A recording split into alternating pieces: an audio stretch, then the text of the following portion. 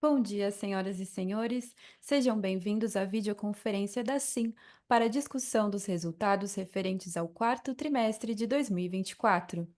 Esta videoconferência está sendo gravada e o replay poderá ser acessado no site da companhia, ri.sim.com.br. A apresentação também estará disponível para download.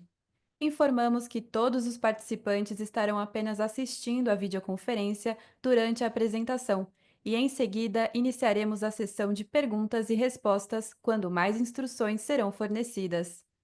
Antes de prosseguir, aproveito para reforçar que as declarações prospectivas têm como base as crenças e suposições da administração da SIM e as informações atuais disponíveis para a companhia.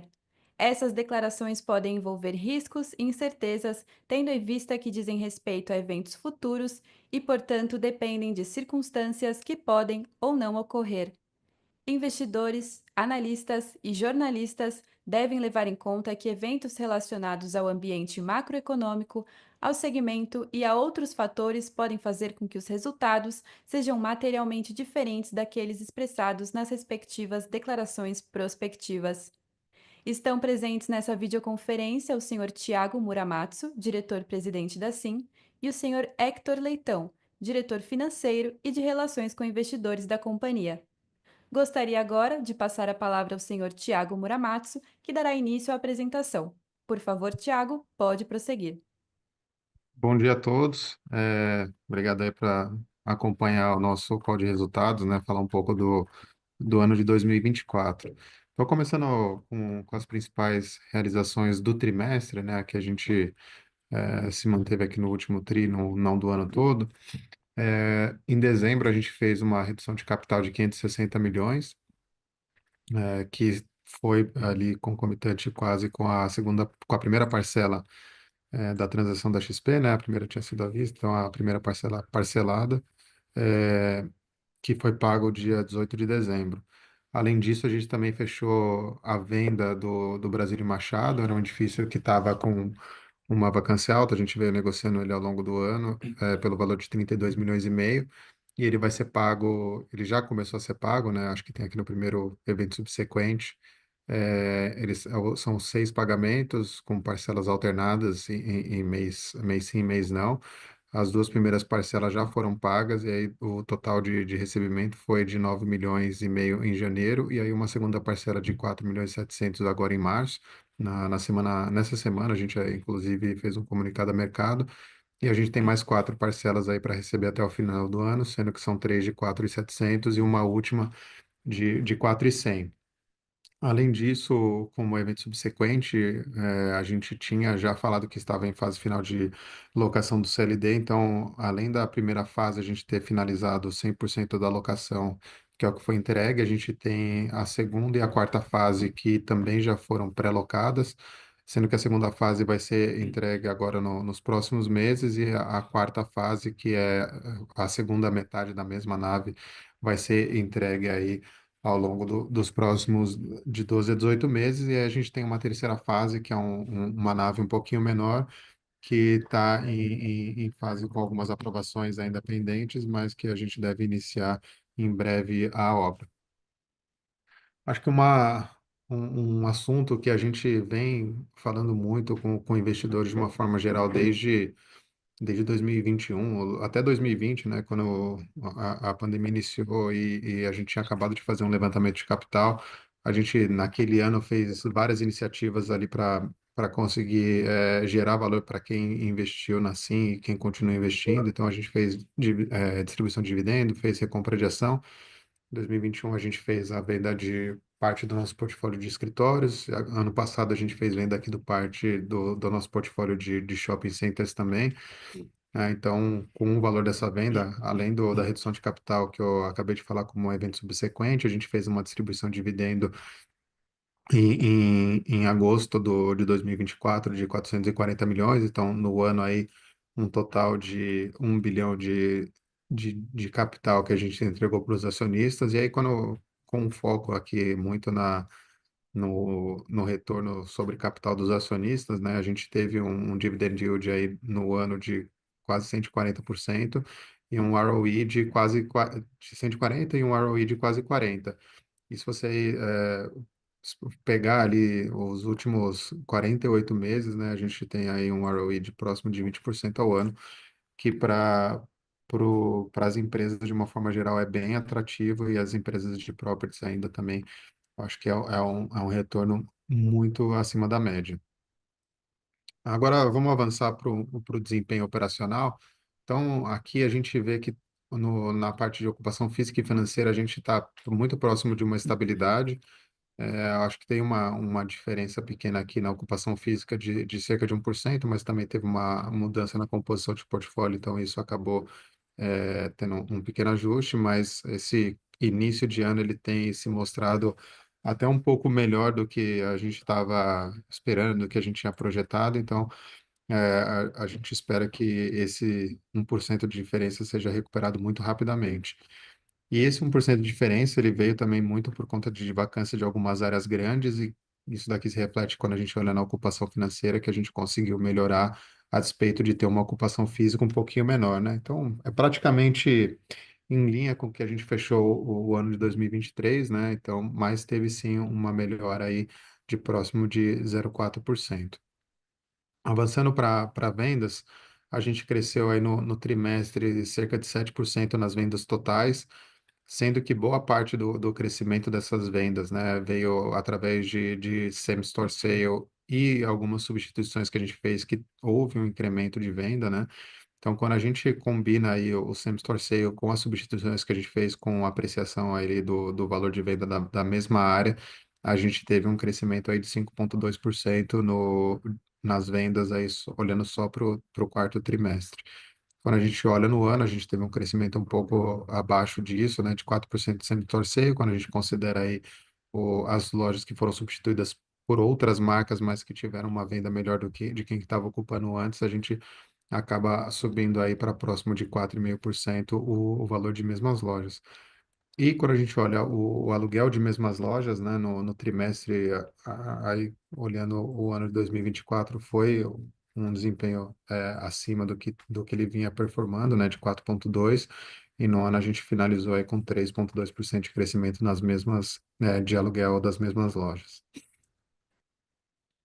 Olhando pelo lado dos edifícios corporativos, né, a gente tem uma visão aqui já considerando a venda do Brasília Machado, né, que no fechamento do ano ela ainda não tinha sido concluída, mas já tinha sido praticamente finalizada. Então, a gente tem algumas lajes que a gente não passou para eles, então acho que essa é muito mais uma questão de tempo do que efetivamente algo que vai se manter aqui no nosso portfólio. Então, olhando sobre esse aspecto, né, considerando a venda total do Brasília Machado, a gente terminou o trimestre aí com 93,5% de ocupação física e 92,8% de ocupação financeira, sendo que no classe a gente está 100% locado. O que a gente tem de vacância nos AAAs, ele é muito concentrado ali no CEO, no Rio de Janeiro, que acaba tendo uma ocupação muito abaixo do que a gente tem aqui nos nossos ativos de São Paulo. Aqui, como eu já tinha comentado também ali na abertura, né, o galpão que a gente tem aqui em São Paulo, né, ali praticamente na, na divisa com Guarulhos, né, é um galpão que estava até o fechamento do ano com 83,4% locado, sendo que tinha uma parte já da segunda e da terceira fase locada, mas ainda não refletia esse contrato último que a gente assinou em janeiro. E aí, quando a gente olha agora no mês de março, né, ou até a visão de janeiro do ano já de 25, a gente já está com essas duas primeiras fases e mais a quarta fase locada, né, que está a terceira fase, mas é um, dois e quatro. Agora eu vou passar aqui a palavra para o Hector para ele dar sequência falando sobre o desempenho financeiro. Bom dia a todos, obrigado pela presença no nosso call. Aqui uma lupa aqui no que aconteceu com os nossos empreendimentos em 2024. Então, a gente, né, no portfólio em geral, olhando para as mesmas propriedades, né, expurgando as parcelas que a gente vendeu, né, dos empreendimentos ali para XP no meio do ano, A gente tem um crescimento de 7,4%, né? Então, o NOI total aí das mesmas propriedades fechou o ano em 92 milhões. Olhando para shopping, né, o crescimento foi maior, de 8%, 65,9 milhões.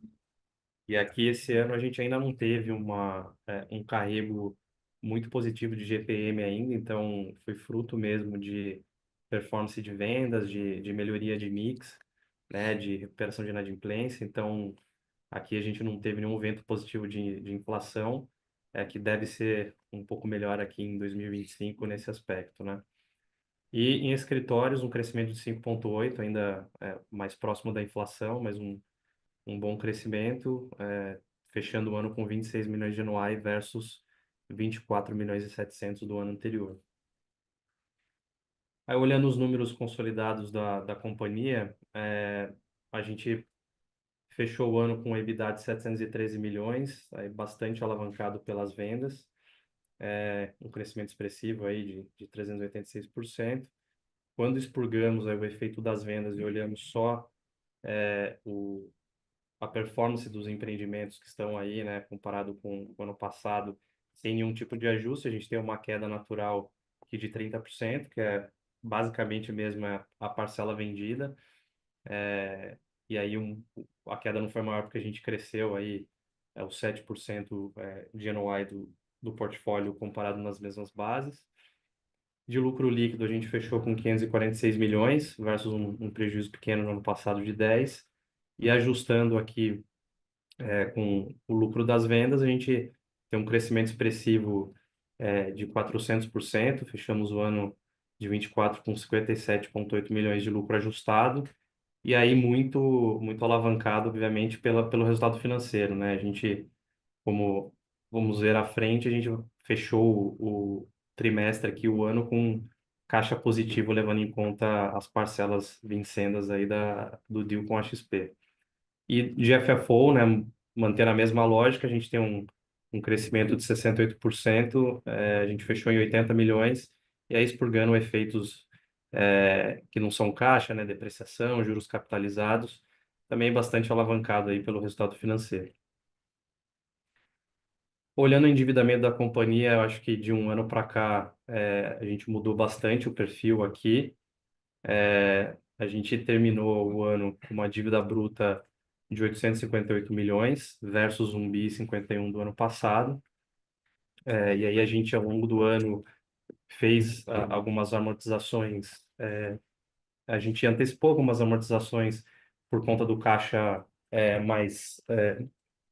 um caixa maior que a gente tinha na companhia. Então a gente já amortizou para não ter um custo de carrego negativo aqui para a gente. Em caixa, em saldo de caixa, a gente tem 386 milhões no fechamento. E aí, considerando os recebíveis da transação, que hoje, né, até a fotografia de dezembro era de 579 milhões, 580 milhões, a gente fecha com disponibilidades aqui de 966 milhões, o que representa um caixa líquido de 107 milhões. Então, acho que a grande transformação aqui no nosso balanço é sair de um endividamento de 4,4 vezes para caixa líquido, que deixa a gente, obviamente, numa posição bastante confortável para fazer a alocação de capital com calma e olhar as oportunidades aí de mercado. E aí um pouco do nosso cronograma de amortizações, bastante confortável, obviamente, por conta do cenário de caixa líquido, mas a gente até 2027 tem um cronograma flat aí em torno entre 130 e 150 milhões todo ano, e aí uma amortização maior aqui, principalmente da 10ª debênture em 2028, 430 milhões. E aí, como está o nosso perfil de dívida, bastante parecido com o trimestre passado, né? Quase meio a meio entre um spread de CDI e um spread de PCA.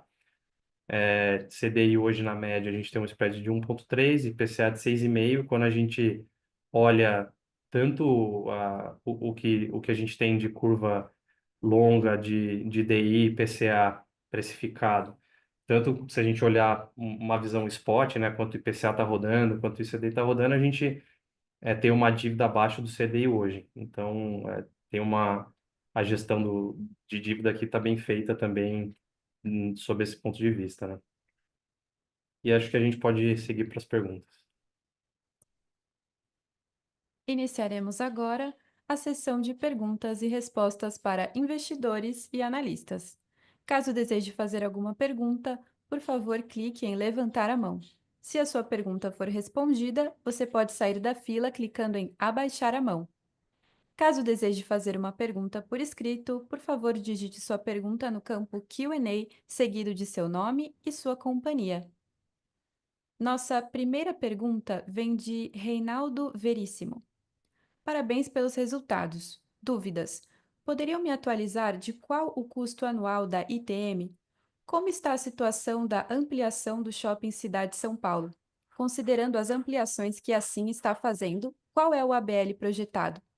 Com as parcelas que receberemos do Brasílio Machado e para a XP Malls, será antecipado mais algum pagamento de dívida? Oi, Reinaldo, tudo bem? Vamos lá, respondendo aqui suas perguntas, né? A primeira delas é qual que é o custo anual lá do ITM. A gente está hoje com um custo aproximadamente de 6 milhões por ano.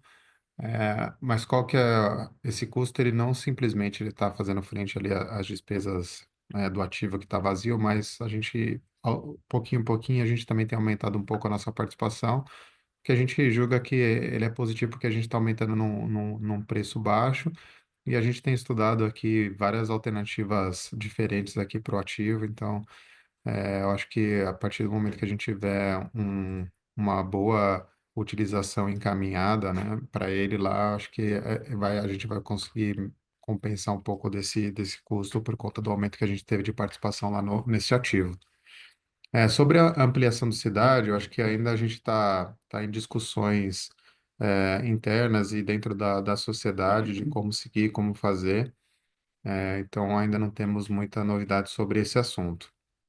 Considerando o que que a gente tem a gente não tem hoje efetivamente nada de expansão em andamento, né? Mas considerando o que que a gente tem para frente aí de possibilidades de novas áreas, considerando aqui todos os nossos shoppings, a gente está falando aí que a gente pode aumentar potencialmente a ABL dos nossos ativos em torno de 5 a 6 mil metros quadrados na nossa participação, né? Considerando os ativos como um todo, a gente está falando aí próximo de 60 mil metros quadrados de novas áreas. É, e a última pergunta aqui é em relação a se a gente vai antecipar algum pagamento de dívida. Tudo também vai depender muito do momento, né? Mas, assim, em tese, a gente tem estudado o que fazer com esse capital. Acho que parte dele potencialmente será para pagamento de dívida. A gente também tem ali um lucro acumulado que pode ser possível fazer alguma distribuição adicional de dividendos. Então, a gente está aguardando um pouco aqui para ver qual que vai ser o melhor uso do capital na hora que a gente tiver ele efetivamente em caixa. Tá bom? Obrigado. Nossa próxima pergunta vem de Elvis Credendio, do BTG. Bom dia, pessoal. Ainda sobre esse tópico do balanço da companhia e a alavancagem, né? Tô olhando hoje o que vocês têm de dívida líquida e os recebimentos pela frente, vocês deveriam, em algum determinado momento, ter uma posição de caixa líquida. Até comentaram aí na pergunta anterior que poderiam distribuir dívidas, mas eu queria entender, talvez em ordem de magnitude, até onde, de repente, daria para chegar, né? O que que vocês enxergam de alavancagem máxima, talvez, que vocês gostariam de rodar é, posteriormente a esse pagamento de dividendos? É isso, obrigado. Valeu, Elvis. Acho que assim, hoje a gente está numa situação até não ótima, né, da estrutura de capital como um todo. E aí, como até eu falei anteriormente, né, tudo vai depender também do que a gente tem de prognóstico de novos investimentos para fazer, e de para onde que a curva de juros vai apontar no momento em que a gente tiver o capital para tomar essa decisão. Mas eu acho que idealmente ali, eu acho que a gente deveria tentar como um target rodar abaixo de 2 vezes. Eu acho que a gente que veio rodando aí nos últimos anos próximo de 4,5, 5, vai estar bem confortável rodando aí próximo de 2 vezes. Então, acho que se fosse para colocar algo como ali um ideal, seria algo por aí, tá bom? Tá ótimo, Thiago. Obrigado. Bom dia, bom final de semana. Valeu para você também. Nossa próxima pergunta vem de Eduardo Salma Filho, do Conceito Construtora. Bom dia, pessoal. Tudo bem? Tudo bem, Hugo? Tudo bem? Tudo bem, Arthur? Tudo bem, Thiago?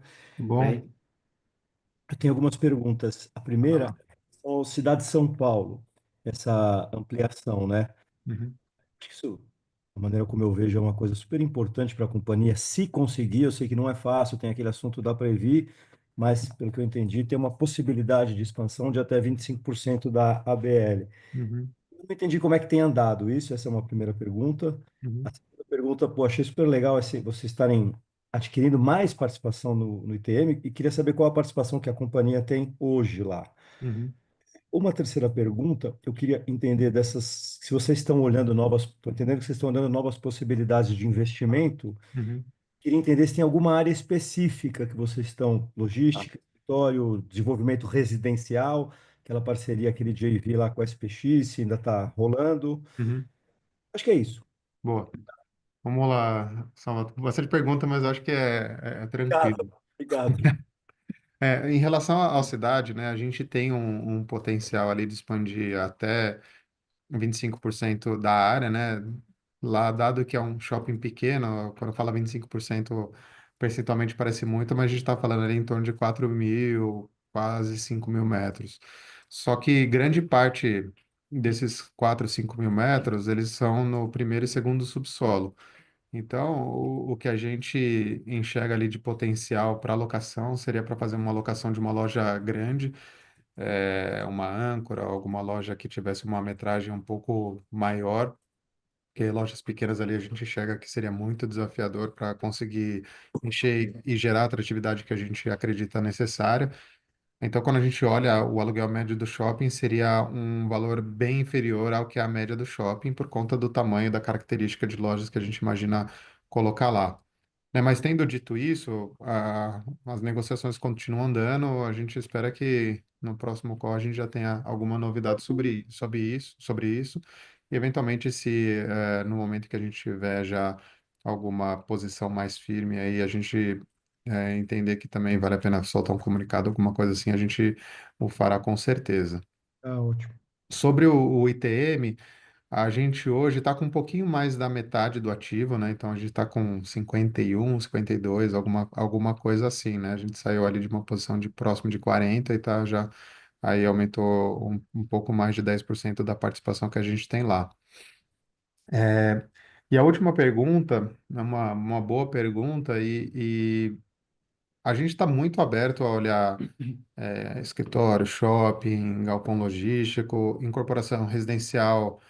Um pouco menos, né? A gente acabou desfazendo até a nossa JV com a SPX na gestora, mas a gente continua investidor do FIP, que tem ali algum desenvolvimento residencial. Se aparecer alguma coisa, a gente vai analisar. A dificuldade que a gente está tendo, e aí a gente tem aí o histórico que a gente mostra que a gente tenta fazer coisas que são muito accretive para os investidores, é de achar alguma coisa que feche a conta no nível de juros que hoje a gente está, né? Então, majoritariamente em termos de localização, a gente tem focado muito dos nossos esforços aqui em São Paulo. É, alguma coisa, obviamente, de galpão saindo um pouco de São Paulo, mas indo em regiões aqui de até 15 quilômetros de São Paulo. De residencial também, o foco maior seria São Paulo. Mas no momento, assim, eu vou te dizer que não tem nada muito quente, dado ali o nível de retorno que a gente tem interno aqui no nosso hurdle, considerando o nosso custo de capital hoje. Mas eu espero que ao longo do ano, né, esse cenário melhore um pouco. Acho que eu estou até um pouco mais otimista que eu estava no começo do ano, eu estou agora. E eu Assim, o que a gente imagina é que a gente tem uma posição de caixa que pode fazer frente a novos investimentos, tem um balanço que suportaria eventualmente algum nível de endividamento, se for o caso, mas a gente quer fazer alguma coisa que seja uma boa oportunidade. A gente não quer gastar o dinheiro por gastar e investir por investir, né? Então tem que ser alguma coisa que faça sentido dentro da nossa estrutura de capital, dentro do nível de retorno que a gente quer entregar para os nossos acionistas. Tenho certeza que daqui a pouco vocês vão encontrar algum negócio legal aí. Daqui a pouco Estamos procurando. vai aparecer. E só mais uma última pergunta. Fala. Tinha aquela empresa que vocês haviam comprado de condomínio, que eu achava super Uhum. interessante. Andou aquilo? A gente continua como investidor lá, né? A gente tem 10%. Eu acho que nesses últimos um ano e meio, né? A empresa de tecnologia, ela tem um perfil ali que, putz, eu vou queimar caixa aqui para aumentar meu top line e conseguir crescer com a escala. E aí nós, com o nosso grupo de investidores, né? Então a gente tem alguns, tem 3 VCs que investem em conjunto. Então acho que a gente é o único investidor corporativo. Então eles têm gente que faz ali como core business, investimento em empresa de tecnologia. A gente tem ajudado um pouco ali na condução da estratégia e a gente, no último ano, deu um foco muito grande em break-even e a gente está seguro que o negócio, por si só, ele já se torna viável, né? Então, a gente agora conseguiu, no final do ano, começo desse ano, já entrar numa evolução de receita e que fizesse com que a empresa entrasse no break-even. Então, assim, agora a gente vai realmente ver se vamos conseguir ter o crescimento que a gente imaginou, mas é um investimento que no futuro pode ser que tenha bons frutos, mas ainda a gente está num momento de ramp-up do negócio. Não. Ótimo. Muitíssimo obrigado. Obrigado a você. Um abraço. A sessão de perguntas e respostas está encerrada. Gostaríamos de passar a palavra ao Sr. Tiago Muramatsu para que faça as considerações finais da companhia. Primeiramente, eu agradecer novamente aí o pessoal que dedicou o tempo para ouvir o nosso call. Como eu até acabei de falar para o Eduardo, né, eu acho que a gente tá mais animado e à medida que o tempo vai passando, apesar de todas as instabilidades macroeconômicas no Brasil e globais, a gente começa a enxergar que existem oportunidades sim da gente fazer negócio, seja de crescimento, seja de eventualmente algum desinvestimento. Operacionalmente, a gente começou o ano também mais forte do que a gente imaginou começaria. Enfim, esse ano a gente está bem animado aí, tanto na ponta operacional quanto na ponta de negócios. E vamos ver aí o que nos guarda aí para os próximos meses desse ano e com certeza a gente vai mantendo todo mundo aí bem informado e mais uma vez aqui agradecer todo o time aqui de RI, principalmente aqui pelo trabalho que tem feito. Obrigado a todos e tenham um bom dia. A videoconferência da SIM está encerrada. Agradecemos a participação de todos e tenham uma boa tarde.